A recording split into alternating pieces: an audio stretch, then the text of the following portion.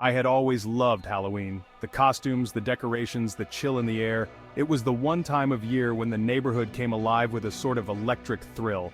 This year was no different. I went all out with my yard display gravestones, fog machines, eerie lights. I even rigged a speaker to play ghostly whispers whenever someone approached the door. The night was going perfectly. Children came in droves, each costume more adorable or frightening than the last. My candy bowl was quickly emptying as I handed out sweets to princesses, superheroes, and the occasional zombie. I was in my element, enjoying every second. Around 9 p.m., when the crowd had started to thin, I opened the door to a solitary figure standing on the porch. It was a child, no more than 4 or 5 years old, dressed in an old-fashioned costume that I couldn't quite place. A tattered black cloak draped over their shoulders and a hood covered their head, casting a shadow over their face. There was something off about the costume, something that made me pause. Maybe it was the way it looked handmade, stitched together with uneven seams, or maybe it was the stillness of the child. Unlike the other trick-or-treaters who had been bubbling with energy, this one stood perfectly still, silently looking up at me. "Trick or treat," I said, trying to inject some cheer into the awkward moment. The child didn't respond. Instead, they slowly extended a small, pale hand from beneath the cloak, holding out an object. It was a token, an old, weathered piece of metal about the size of a $50, covered in strange engravings that I couldn't decipher. I stared at it for a moment, unsure of what to do. "For me?"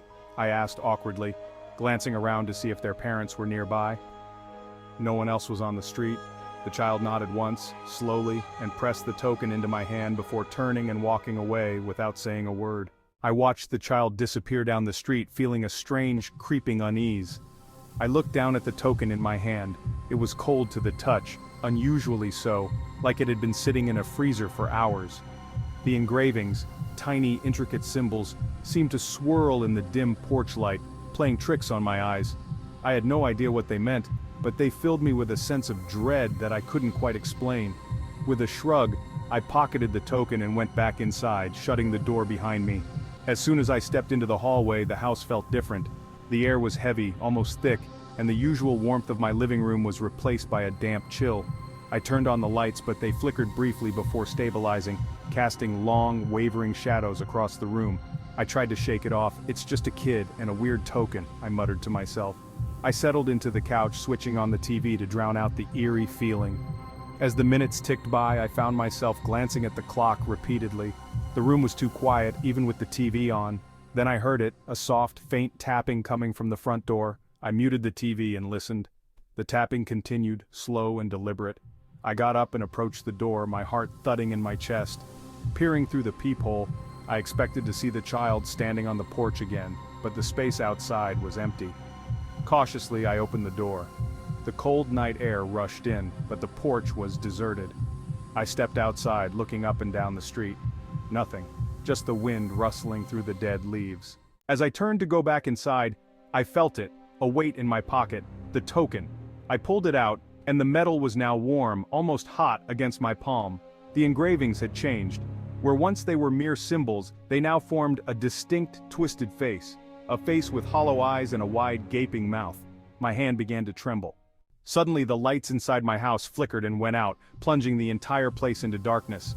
I stumbled backward, tripping over the threshold as I rushed back into the hallway. The house was pitch black, the only light coming from the street lamps outside, and then from the depths of the darkened hallway, I heard it, a shuffling sound, like feet dragging across the floor, moving towards me. "Who's there?" I called out, my voice shaky and weak. The shuffling stopped. The silence was deafening. I fumbled for my phone, turning on the flashlight. The beam cut through the darkness, illuminating the hallway, which was empty. I exhaled shakily and turned back to the door. That's when I saw it. A figure, standing in the living room. It was the child, the same child who had given me the token, but now they were different. The cloak hung off them like old skin, tattered and rotting. And where there had been a hood covering their face, there was now nothing but blackness, a void that seemed to swallow the light from my phone.